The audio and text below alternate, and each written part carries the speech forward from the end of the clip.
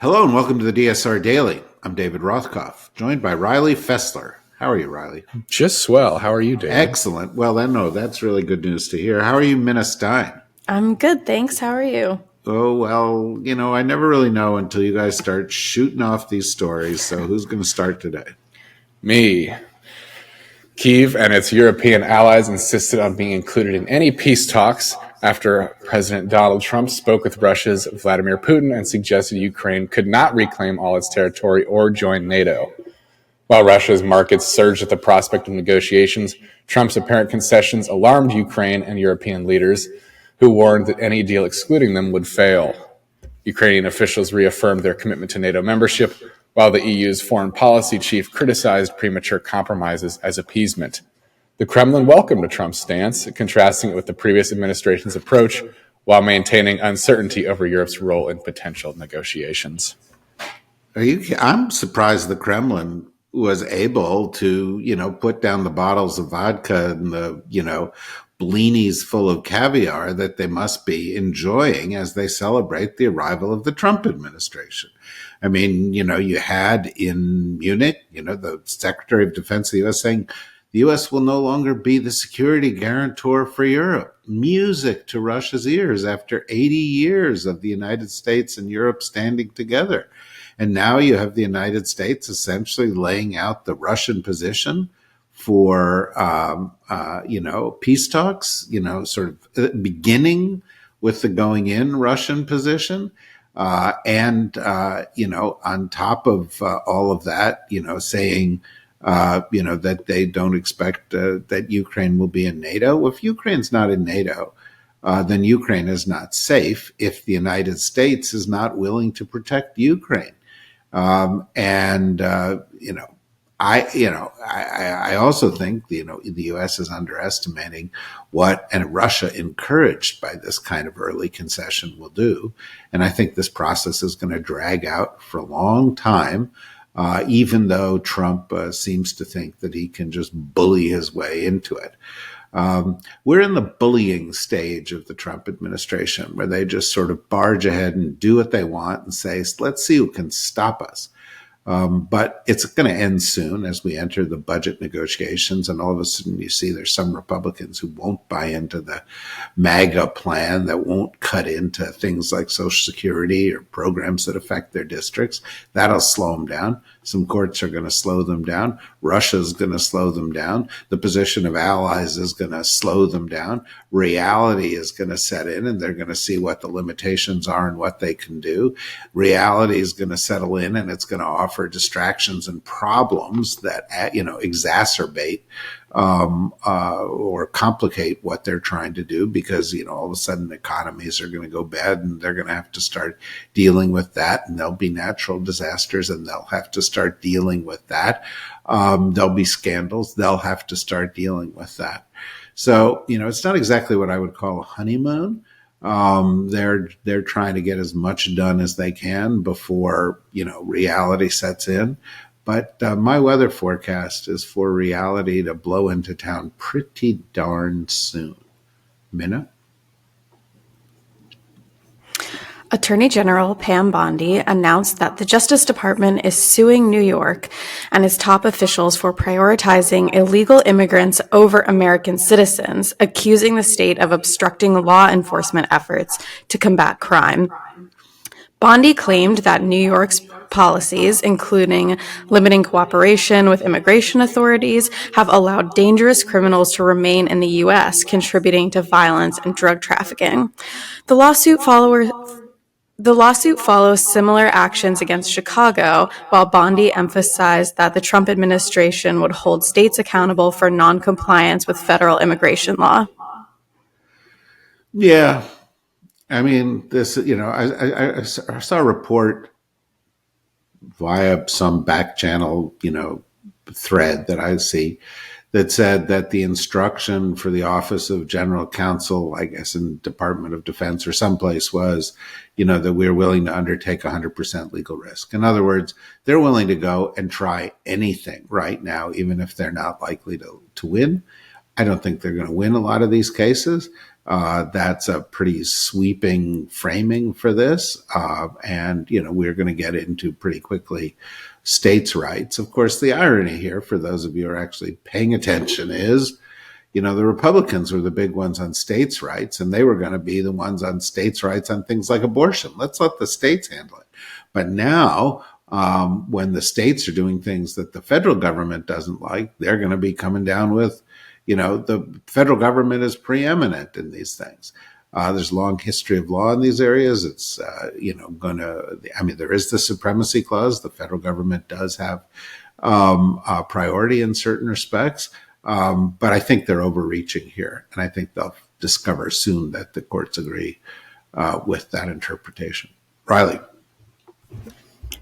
Hamas has agreed to release 3 more Israeli hostages, easing tensions over the Gaza ceasefire after initially threatening delays due to unmet demands for humanitarian aid.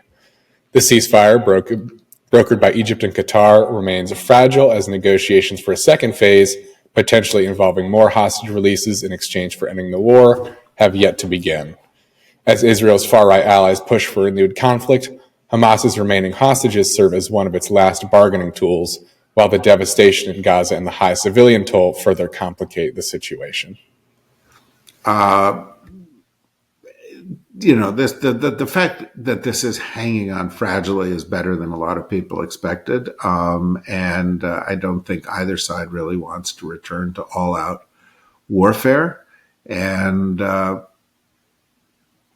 expect that you will see much more of just what we've been seeing, which are little bits of progress, little bits of things to stave off returning to, wholesale destruction, crazy proposals from the President of the United States, and no real solutions, because the real solutions would require, for example, Israel accepting the Palestinian Authority as an alternative to Hamas and really empowering them and having a real government in the Palestinian territories, and moving beyond the Trump proposals, and having a peacekeeping solution that is not based on Israeli or U.S. Parameters, but is truly international and acceptable to the Palestinians and to neighboring countries. Those are big, hard problems that we are a long way from solving. Dana? The Senate confirmed Tulsi Gabbard as Director of National Intelligence by a narrow 52-48 vote, despite concerns over her past positions on surveillance and her support for Edward Snowden. Gabbard's confirmation marked a turnaround from the initial controversy, with key swing Republicans like Susan Collins and Lisa Murkowski backing her.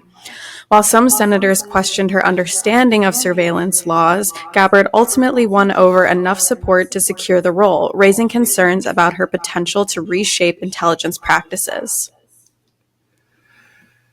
Yeah, look, in different times we would find this absolutely insane, and we would be focused entirely on this because, the law actually says that the head of the Director of National Intelligence has to bring to the job a lot of intelligence experience. And the simple fact is that Tulsi Gabbard has zero intelligence experience, and is a ludicrous choice for the job in that respect, quite apart from the lapses in judgment she's made in the past, quite apart from the fact that she's a member of a rather strange cult which she refuses to renounce, which demands fealty of its members, which is troubling in a senior government official, and so on and so on and so on. We discussed this yesterday on the DSR podcast, our weekly podcast that goes over these things. Ed Luce talked about it at the very end. Totally suggest you go and listen to the entire podcast. We're just going to have to accept this because the Republican Party has fallen in line behind Donald Trump 100%. They are soon going to approve RFK Jr., an anti-vax lunatic with, just absolutely horrendous background to head the Department of Health and Human Services and a brainworm, and financial conflicts of interest, to head up, the agency responsible for ensuring the health of Americans. This from, a president who presided over a disastrous response to the last pandemic that the United States faced. And they're just accepting it. The Republicans are just saying, okay, we'll go ahead and do it. And the Democrats are not blocking it.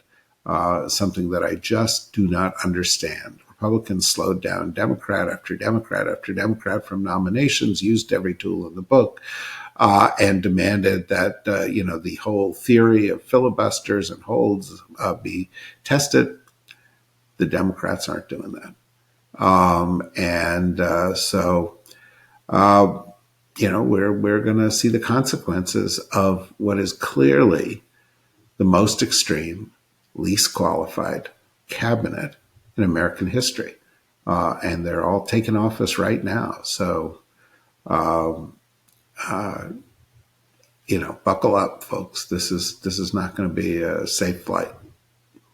Riley? Tesla is expected to secure a $400 million contract to supply armored Cybertrucks to the State Department, raising concerns over potential conflicts of interest as CEO Elon Musk advises President Trump on government cost cutting. The procurement plan, published before Trump took office, suggests the Cybertruck is a suitable choice for armored transport, despite its modest sales and multiple recalls. Musk, whose companies have received $13 billion in federal contracts over 5 years, has criticized government spending while benefiting from lucrative deals, adding scrutiny to the arrangement. Again, you're so gentle. This is not a potential conflict of interest, folks. The guy is holding the purse strings. It is a giant conflict of interest, but the Trump administration celebrates conflicts of interest, rewards conflicts of interest. Musk is making cash day after day after day from the government that he is shutting down in every other respect. It's ugly. I think it's dangerous for the United States in a lot of respects when you reward one company that may not be the best potential supplier.